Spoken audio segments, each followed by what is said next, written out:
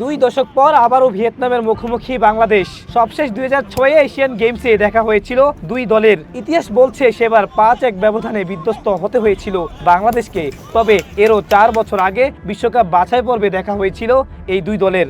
2001-এর face to ফেসে ঘরের মাঠে 4-0 ব্যবধানে হারলেও এওয়ে ম্যাচে ড্র করে চমক দিয়েছিল লাল সবুজের প্রতিনিধিরা। দীর্ঘ বিরতির পর আবারও সেই ভিয়েতনামের সামনে জামাল ভুঁইয়ারা। Assignment FIFA friendly. Asian cup বাছাইয়ের শেষ ম্যাচে সিঙ্গাপুরের বিপক্ষে মাঠে নামার আগে নিজেদের ঝালিয়ে নিতেই ভিয়েতনামের বিপক্ষে এই ম্যাচ।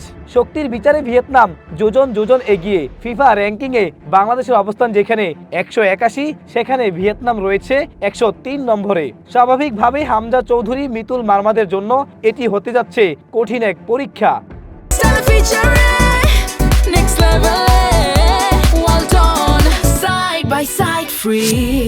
তবে মাঠের লড়াইয়ের আগে হার মানতে নারাজ বাংলাদেশ দল। ক্যাপ্টেন জামাল ভুঁইয়া আশার আলো দেখাচ্ছেন। তিনি মানছেন ভিয়েতনাম শক্তিশালী, তবে নিজেদের সামর্থ্যের উপর পূর্ণ বিশ্বাস রয়েছে তার। লড়াই করার মানসিকতা নিয়েই মাঠে নামবে বাংলাদেশ। শুধু ক্যাপ্টেন নন, কোচ ক্যাবরেরাও জানিয়েছেন এই ম্যাচে কোনো ছাড় পাবে না ভিয়েতনাম।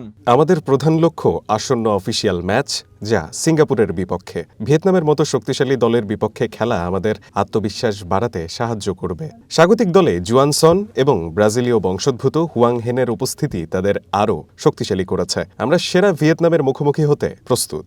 বাংলাদেশকে মোটেও হালকাভাবে নিচ্ছে না ভিয়েতনামের প্রধান কোচ কিম সাং সিক, বরং বাংলাদেশের বর্তমান স্কোয়াড নিয়ে বেশ সতর্ক তিনি।